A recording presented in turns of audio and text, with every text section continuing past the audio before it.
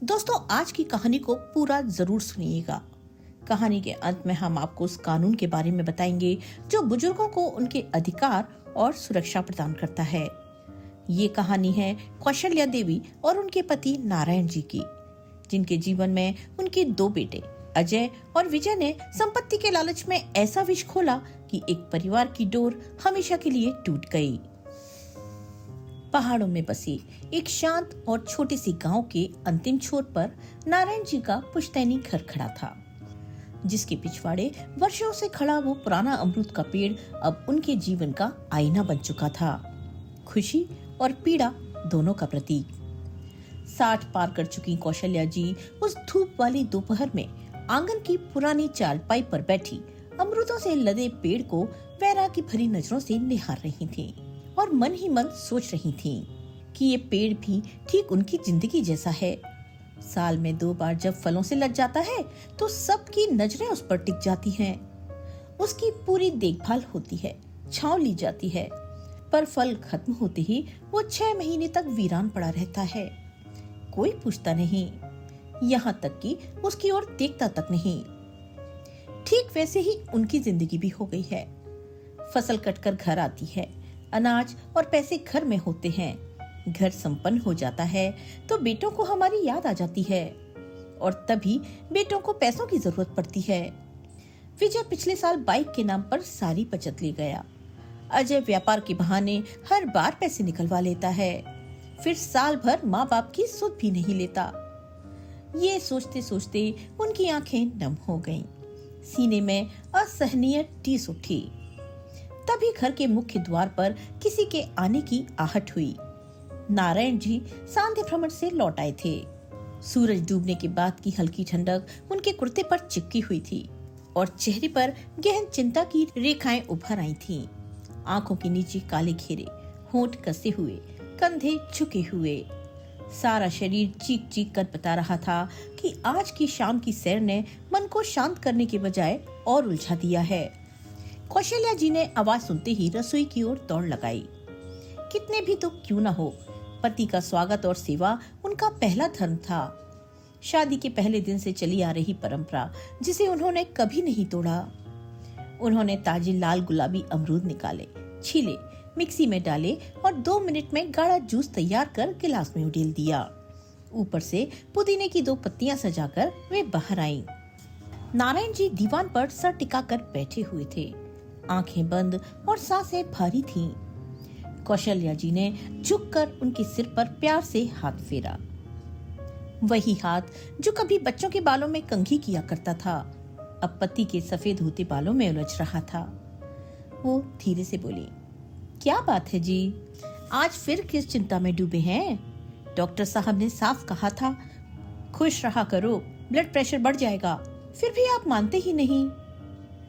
नारायण जी ने ग्लास हाथ में लिया, एक घूंट जूस पिया और फिर आंगन के उस पुराने अमरूद के पेड़ की ओर देखते हुए धीमी करुण आवाज में बोले, कौशल्या, हमारी जिंदगी भी इसी अमरूद के पेड़ जैसी हो गई है।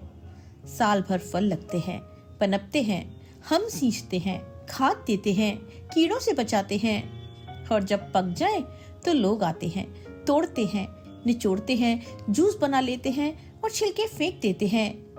ये जूस देख रही हो, हमारी संतानें भी हमारे साथ यही कर रही हैं। बस निचोड़ रही हैं, निचोड़ रही हैं और एक दिन छिलका समझकर कचरे में फेंक देंगी।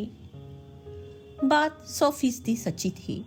कौशल्या जी की आंखें भर आईं, गला रुंध गया, पर वे मुंह फेरकर आंसू पोंछ ले गईं। वे जानती थी कि उनके दोनों बेटे अजय और विजय कितने मतलबी, कितने स्वार्थी हो गए हैं। शादी के बाद से एक भी त्योहार पर नहीं आए। फोन सिर्फ पैसों के लिए आता है। फिर भी माँ का दिल था कि टूटता नहीं था। उन्होंने नारायण जी का हाथ अपने हाथों में लेकर धीरे से कहा, कर्मों का फल तो सबको मिलता है जी, आप इतना मत सोचा कीजिए, भगवान देख रहा है सब। चलिए जूस पी लीजिए। ठीक उसी क्षण मोबाइल की घंटी बजी। स्क्रीन पर लिखा था अजय। कौशल्या जी ने फोन कान से लगाया तो दूसरी तरफ बनावटी रोने की आवाज आई, जैसे कोई फिल्मी हीरो अपना दुखड़ा सुना रहा हो।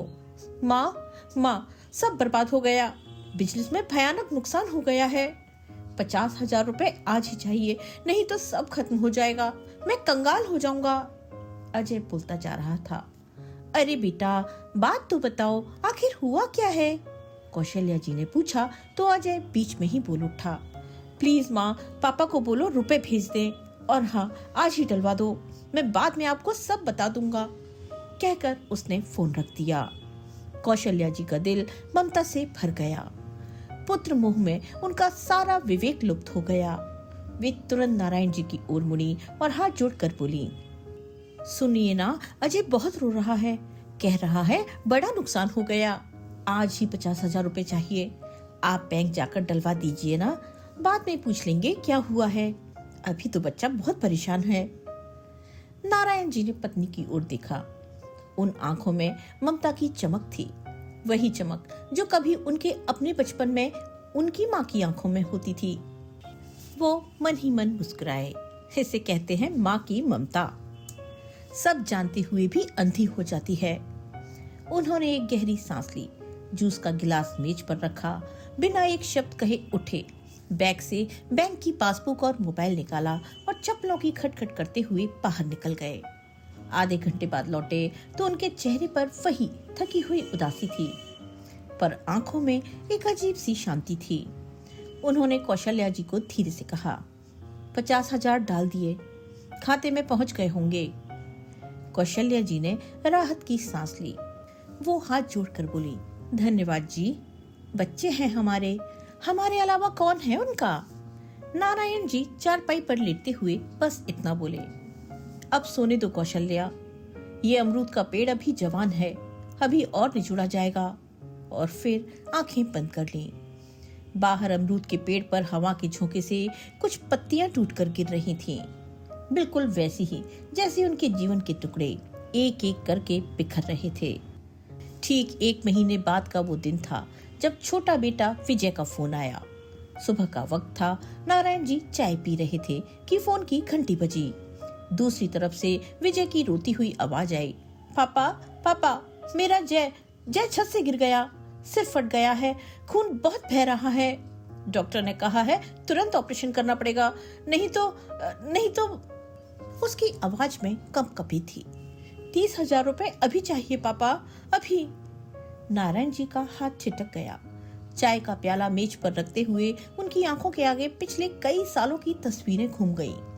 हर बार कोई न कोई इमरजेंसी, हर बार वही रोना धोना, और फिर पैसे लेने के बाद महीनों तक फोन भी नहीं। अब की बार वे पहले से तैयार थे। मन में कहा, अब और नहीं, अगर ऐसे ही लुटते रहे तो बुढ़ापे में 2 जून की रोटी भी मुश्किल हो जाएगी।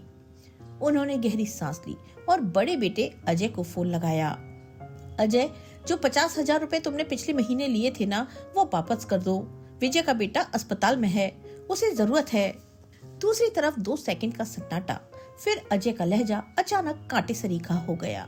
क्या कहा पिताजी? वापस कर दूं? मेरे पास तो एक फूटी कौड़ी भी नहीं है, मैं खुद बैंक के कर्ज में डूबा हुआ हूँ, ऊपर से ब्याज चढ़ रहा है। आपने ही तो कहा था बेटे के लिए कुछ भी करो। नारायण जी मुस्कुराए, कड़वी मुस्कुराहट थी वो। उन्हें पहले से पता था कि यही जवाब मिलेगा। दोनों बेटे एक ही थाली के चट्टे बट्टे थे। फिर भी बोले, पैसे नहीं है तो कोई बात नहीं बेटा, कम से कम अपने भतीजे को देखने तो अस्पताल आ जाओ। हाँ हाँ, बिल्कुल आएंगे पिताजी, अजय ने जल्दी जल्दी कहा और फोन काट दिया। नारायण जी ने कौशल्या जी की तरफ देखा। उनकी आंखें नम थीं, पर होंठ कसकर भींचे हुए थे। चलो पोते को देखने चलते हैं, उन्होंने कहा और बैंक से 30,000 रुपए निकाले। रास्ते भर कौशल्या जी चुप रहीं।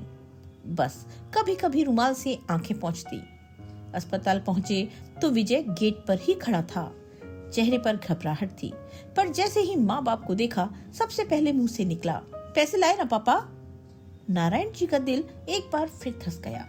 वे व्यंग भरी हंसी हंसे। अरे बेटा, पहले पोते से तो मिल ले, हम कहीं भागे थोड़े ही जा रहे हैं। उनकी बात सुन विजय शर्मिंदा हुआ। उसने सिर झुका लिया और उन्हें आईसीयू के बाहर ले गया। शीशे के पार छोटा सा जय बेसुध पड़ा था। सिर पर मोटी मोटी पट्टियां, ऑक्सीजन का मास्क, नन्हा सा बदन नली तारों में लिपटा हुआ। नारायण जी का गला रुंध गया। कौशल्या जी फफक कर रो पड़ी। दोनों हाथ जोड़कर शीशे से लगकर खड़े हो गए, जैसे दो बूढ़े पेड़ जिनकी आखिरी पत्तियां भी झड़ने को हैं। तभी छोटी बहू कामनी आई। उसने बड़े प्यार से कौशल्या जी का हाथ पकड़ा। माँ जी, आप इतना मत रोइए, आपका आशीर्वाद है तो जय जल्दी ठीक हो जाएगा। बस समय समय पर जब जरूरत पड़े थोड़े थोड़े पैसे भेजते रहिएगा। आजकल अस्पताल वाले तो खून चूस लेते हैं। कौशल्या जी ने आंसुओं के बीच सिर हिलाया। हाँ बहू, पैसे की कोई कमी नहीं, बस इलाज में कोई कसर मत रहने देना। कामिनी के चेहरे पर हल्की सी मुस्कुराहट खेल गई, जो पल भर में गायब भी हो गई। नारायण जी ने 20,000 रुपए विजय के हाथ में रख दिए। शेष 10,000 बाद में देने का वादा किया। आधा घंटा और रुकने के बाद विजय ने अचानक कहा, पिताजी, अब आप और माँ यहाँ रहकर क्या करेंगे? आपकी उम्र हो चली है, रात दिन अस्पताल की बेंचों पर बेकार परेशान होंगे। घर जाइए, आराम कीजिए, मैं हूं ना, मैं संभाल लूंगा। नारायण जी हैरान रह गए। वे तो सोचकर आए थे कि कुछ दिन यहीं रुकेंगे, पोते की सेवा करेंगे, बेटी बहू का बोझ हल्का करेंगे, पर बेटी को तो उनका एक दिन का ठहरना भी बोझ लग रहा था। कौशल्या जी कुछ कहने को हुई, पर नारायण जी ने हाथ पकड़कर चुप करा दिया। दोनों चुपचाप बाहर निकले और एक रिक्शे में बैठ गए। रिक्शे में बैठे तो रास्ते भर खामोशी रही। घर पहुंचते पहुंचते शाम हो चुकी थी। नारायण जी ने धीरे से कहा, कौशल्या, आज समझ आया ना, ये हमें बोझ समझते हैं। न अस्पताल में एक रात रुकने को जगह दी, न अपने घर ले गए, बस पैसे लिए और विदा। कौशल्या जी ने आंखें पोंछी, फिर भी माँ वाली चित से बोली, नहीं जी, ऐसा मत कहो, हमारा विजय घबरा गया था, उसका दिमाग काम नहीं कर रहा था। बच्चे जब परेशान होते हैं तो कुछ भी बोल जाते हैं, अपने बच्चों की बात का बुरा क्यों मानना। नारायण जी ने लंबी सांस ली। पत्नी का अंधा ममत्व देखकर वे फिर चुप हो गए। बाहर अंधेरा गहरा रहा था और घर के भीतर भी एक अजीब सन्नाटा पसर गया था, जैसे कोई चीज हमेशा के लिए टूट गई हो, जिसे जोड़ने के लिए अब कोई सुई धागा नहीं बचा था। नारायण जी और कौशल्या जी ने अपना सारा जीवन खून पसीना एक करके जीवन भर मेहनत की थी, दिन रात मजदूरी की, पाई पाई जोड़ी। 2 बेटों बड़े अजय और छोटे विजय को अच्छी से अच्छी शिक्षा दी, उनकी शादियां धूमधाम से की और अपनी सारी जमा पूंजी लगाकर दोनों के लिए अलग अलग व्यापार जमाया। बेटों के सपनों को पूरा करने में उन्होंने अपना सब कुछ लुटा दिया। खुद भूखे रहे पर बेटों को कभी कमी नहीं होने दी। मगर जैसे ही बेटों के पैर जमीन पर मजबूती से टिके, जैसे ही व्यापार चल निकला, वही बेटे माँ बाप को बोझ समझने लगे। न घर आने की सुध, न हाल चाल पूछने की फुर्सत। बस जब भी पैसों की जरूरत होती तो फोन आ जाता। छोटा बेटा विजय तो धोखे की सारी हदें पार कर गया। हर 20-25 दिन बाद फोन करता और पोते जय के नाम पर बनावटी बीमारी का ऐसा ड्रामा रचता कि सुनने वाला भी रो पड़े। कभी कहता, माँ, जय को डेंगू हो गया, प्लेटलेट्स गिर रहे हैं, अस्पताल में भर्ती करना पड़ा। कभी कहता, जय को अचानक तेज बुखार चढ़ाया, डॉक्टर ने कहा है तुरंत दिल्ली ले जाओ वरना जान को खतरा है। कौशल्या जी पोते के मुंह में इस कदर फंसी थी कि आंखों से आंसू की धारा बहने लगती। वो नारायण जी के सामने हाथ जोड़कर गिड़गिड़ाती, जान बची तो लाखों पाए, भगवान के लिए कुछ करो, हमारा जय बच जाए। नारायण जी चुपचाप बैंक जाते, अपनी जीवन भर जमा की पूंजी तोड़ते और 2-2, 3-3 लाख रुपए विजय के खाते में डलवा देते। सालों तक यही सिलसिला चलता रहा। एक दिन बड़े बेटे अजय को शक हुआ तो उसने अपनी एक परिचित नर्स से, जो उसी अस्पताल में कार्यरत थी, पूरी सच्चाई पता कर ली। नर्स ने बताया, भैया, विजय की यहाँ सेटिंग है, वो डॉक्टर को कुछ रुपए देकर नकली रिपोर्ट बनवा लेते हैं। उस दिन जय को तो बस मामूली चोट लगी थी, टाँके लगे थे, एक दिन में ही डिस्चार्ज होकर घर चला गया था और कोई डेंगू वेंगू नहीं था, मामूली बुखार था।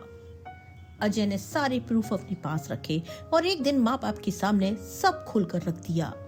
नारायण जी को जब पता चला कि उनका छोटा बेटा वर्षों से उन्हें इस बेरहमी से ठगता आ रहा है, तो उन्हें लगा जैसे उनके सीने पर किसी ने कुल्हाड़ी दे मारी हो। उनका चेहरा लाल हो गया, सांस फूलने लगी, बीपी बढ़ गया। तभी अजय ने बिना किसी भाव भंगिमा के ठंडी सांस भरकर कहा, पापा, मुझे भी बिजनेस में भयानक नुकसान हो गया है, 2 लाख रुपए चाहिए, नहीं तो कर्जदार मुझे जिंदा नहीं छोड़ेंगे। नारायण जी बोले, बेटा अब मेरे पास इतने पैसे नहीं हैं, सारी जमा पूंजी लगभग खत्म हो चुकी है, हमारे बुढ़ापे के लिए भी कुछ ज्यादा नहीं बचा, अगर कोई परेशानी आ गई तो क्या करेंगे हम बूढ़े बुढ़िया। अजय आगे बढ़ा और नारायण जी पर लगभग चीखते हुए बोला, तो इसमें मैं क्या करूं? जब विजय को 3 लाख दिए हैं तो मुझे भी देने पड़ेंगे। और फिर बिना रुके, बिना आंखों में शर्म के बोला, तुम लोग जियो या मरो, मुझे मतलब नहीं, मुझे मेरे हिस्से के पैसे चाहिए। ये शब्द सुनते ही नारायण जी ने छाती पकड़ ली, आंखें फटी की फटी रह गईं, शरीर लड़खड़ा गया और चारपाई पर ढेर हो गए। कुछ ही पलों में उनकी सांसें थम गईं। अजय ने पिता को तड़पते देखा भी, पर एक बार भी पापा कहकर नहीं पुकारा। दुम दबाकर वहां से भाग निकला। कौशल्या जी चीखती चिल्लाती रह गईं। पड़ोसियों ने आकर किसी तरह नारायण जी का अंतिम संस्कार किया, पर दोनों बेटे अंतिम दर्शन को भी नहीं आए। देर भी हुई, फिर महीना बीता। एक दिन विजय का फोन आया अजय को। माँ अकेली है, उसे कोई भी कोरा कागज या प्रॉपर्टी पेपर पर साइन करवा लो, सारी जमीन जायदाद, घर, पेंशन, बैंक बैलेंस सब हमारे नाम करवा लो। वो कमजोर हैं, टूट चुकी हैं, मना नहीं कर पाएंगी। दोनों लालची भाइयों ने ठान लिया कि अब बूढ़ी माँ के रहते ही उसकी सारी जिंदगी की कमाई हड़प लेंगे। उधर उनकी 70 पार कर चुकी माँ अकेले उस खाली घर में टूटी हुई, आंसुओं से तर बिस्तर पर पड़ी रहती थी। दीवार पर पति की तस्वीर टंगी थी, जो अब भी चुपचाप उसे देख रही थी, जैसे कह रही हो, कौशल्या, ये वही बच्चे हैं जिनके लिए हमने अपनी सारी खुशियां कुर्बान कर दी थी। घर में सन्नाटा पसरा था, सिर्फ बूढ़ी माँ की सिसकियां गूंज रही थीं और बाहर दोनों बेटे अपनी अपनी गाड़ियों में बैठकर ये हिसाब लगा रहे थे कि माँ के नाम वाली संपत्ति अब कितने करोड़ में बिकेगी। लगभग 4 महीने बाद दोनों बेटे विजय और अजय अपनी अपनी पत्नियों व बच्चों को साथ लेकर चेहरे पर बनावटी दुख और आंसू भरी आंखें लिए माँ कौशल्या जी के घर पहुँचे। कौशल्या जी ने दरवाजा खोला तो पहले पल में ममता उमड़ आई, आंखें चमक उठी कि चलो बेटे तो लौट आए। मगर अगले ही क्षण यादों का काला सांप फुफकार उठा। पति की लाश सामने पड़ी थी। अजय का दिल एक बूंद भी नहीं पिघला था और विजय ने तो फोन उठाना भी गवारा नहीं किया था। सोचकर माँ का चेहरा पत्थर हो गया। वे चुपचाप कुर्सी पर धंस गईं और उनके होंठ सिल गए।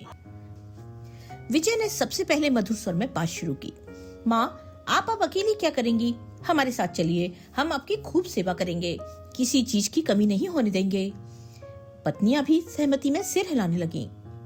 कौशल्या जी कुछ बोलती इससे पहले ही विजय ने एक कोरा कागज और पेन आगे सरका दिया। बस एक बार साइन कर दीजिए, अगर आपको कुछ हो गया तो सारी प्रॉपर्टी अपने आप हमारे नाम हो जाएगी, फिर आप ही बेफिक्र रहेंगी। कौशल्या जी ने साफ मना कर दिया, मैं जिंदा हूँ अभी, मैं किसी को कुछ नहीं दूंगी। अजय का चेहरा तमतमा उठा। उसने धीमी मगर जहरीली आवाज में कहा, सीधे नहीं मानेंगी तो टेढ़े तरीके भी है माँ जी, साइन तो करवा कर ही रहेंगे। ये कहकर दोनों अपने कमरे में चले गए। रात को बड़ी बहू ने माँ को दूध लाकर दिया, जिसे पीकर कौशल्या जी गहरी नींद में सो गईं। रात गहरी हुई तो दोनों भाई चुपके से माँ के कमरे में घुसे। कौशल्या जी नींद की गोलियां खाकर गहरी नींद में थीं। विजय ने उनका दाहिना हाथ उठाया, अंगूठे पर स्याही लगाई और कई कागजों पर जबरन छाप लगा दी। सुबह तक दोनों परिवार अपना सामान समेटकर बिना बताए गायब हो गए। कौशल्या जी जब उठी तो अंगूठे पर नीली स्याही देखकर सन्न रह गईं। समझते देर नहीं लगी कि रात क्या हुआ था। वे फूट फूट कर रोने लगी। खुद पर शर्मिंदगी हुई कि जिन्हें 9 महीने पेट में रखा, जिनके लिए दिन रात मेहनत की, वे ही बेटे हैवान बन गए। कुछ दिन बाद बैंक गईं तो पता चला कि बेटों ने फर्जी मेडिकल सर्टिफिकेट लगाकर ये दिखाया कि माँ मानसिक रूप से अस्वस्थ है और सारी पेंशन, एफडी सब कुछ अपने खाते में ट्रांसफर करवा लिया है। सदमा इतना गहरा लगा कि कौशल्या जी वहीं काउंटर के पास बेहोश होकर गिर पड़ी। अस्पताल में भर्ती हुई। होश आया तो बस चुपचाप आंसू बहाती रहीं। उनमें कुछ बोलने की हिम्मत तक नहीं बची थी। ठीक 6 महीने बाद फिर वही नाटक। दोनों बेटे फिर परिवार सहित हाजिर। इस बार बिल्कुल बेशर्मी से बोले, माँ अब तो मान जाओ, प्रॉपर्टी हमारे नाम कर दो। कौशल्या जी ने गुस्से से कांपते हुए उन्हें उनकी सारी करतूतें याद दिलाईं। तुमने पहले ही सब लूट लिया, अब और क्या चाहिए? क्यों जीते जी मारना चाहते हो अपनी माँ को? विजय हंसा।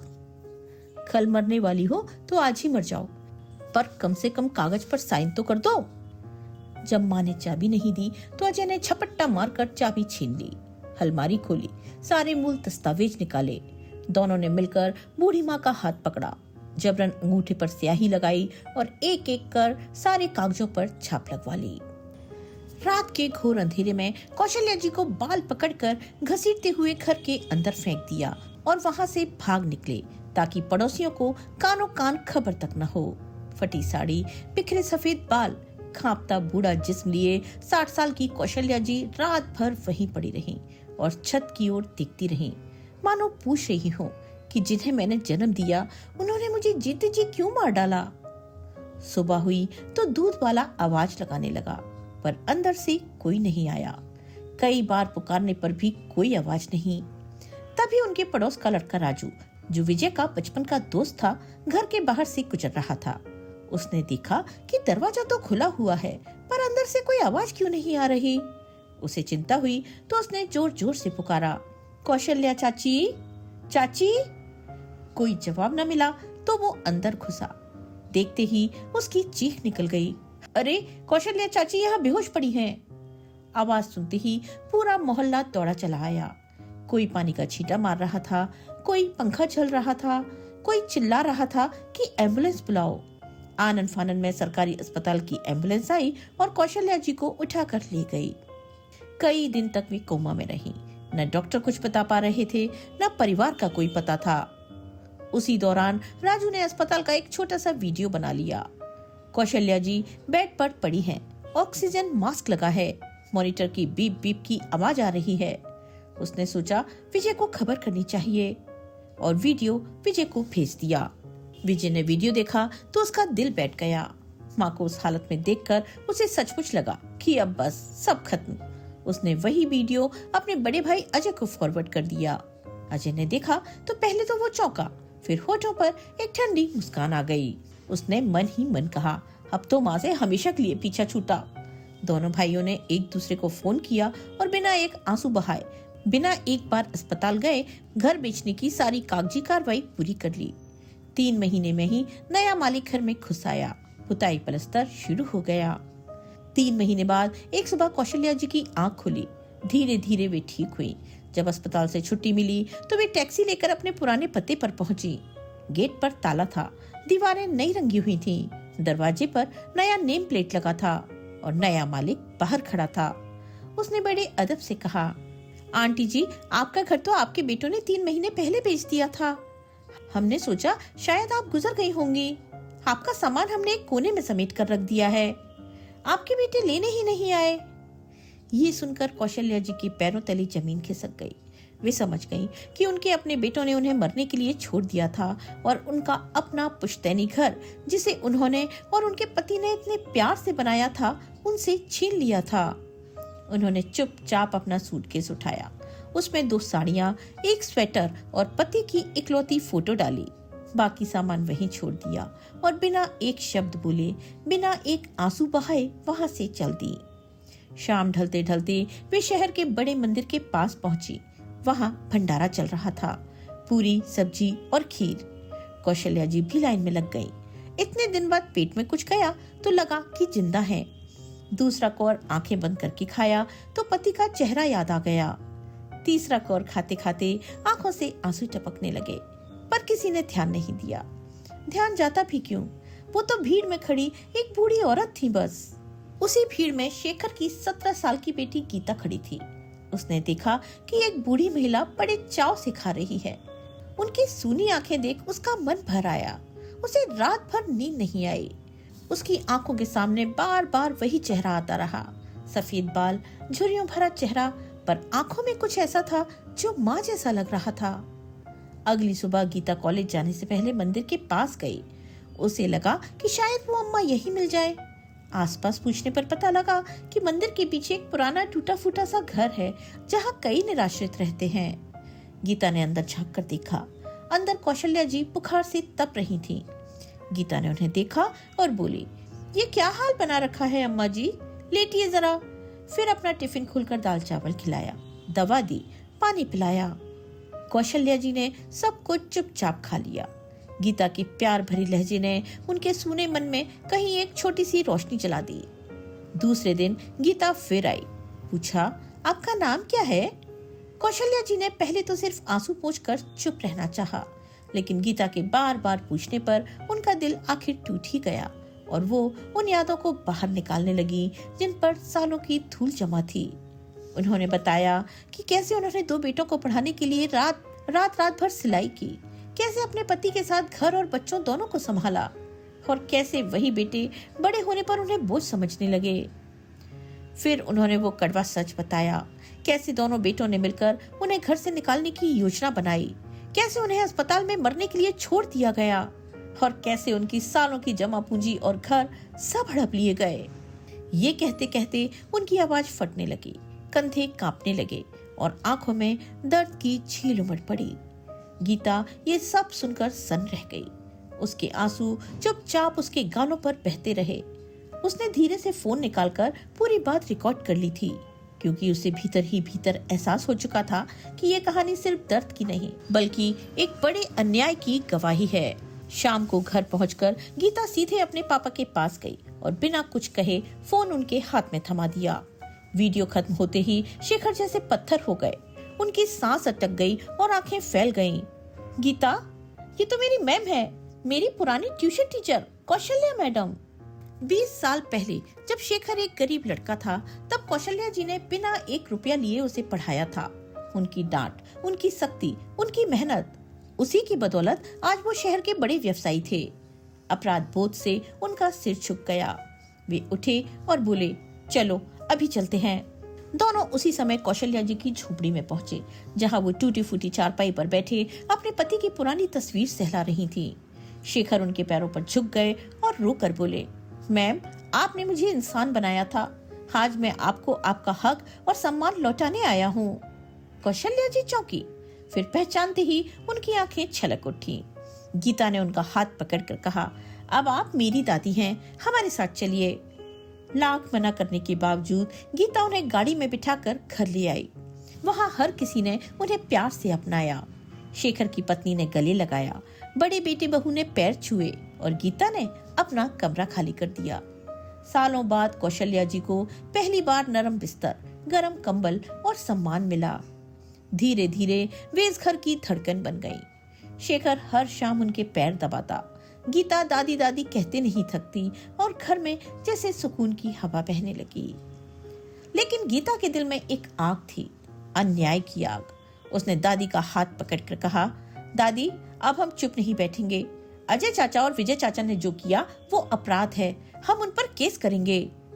कौशल्या जी ने हाथ जोड़कर रोका, बेटी, माँ अपने बच्चों पर मुकदमा नहीं करती, मुझे तो बस शांति चाहिए, अब ये पाप मत करवा मुझसे।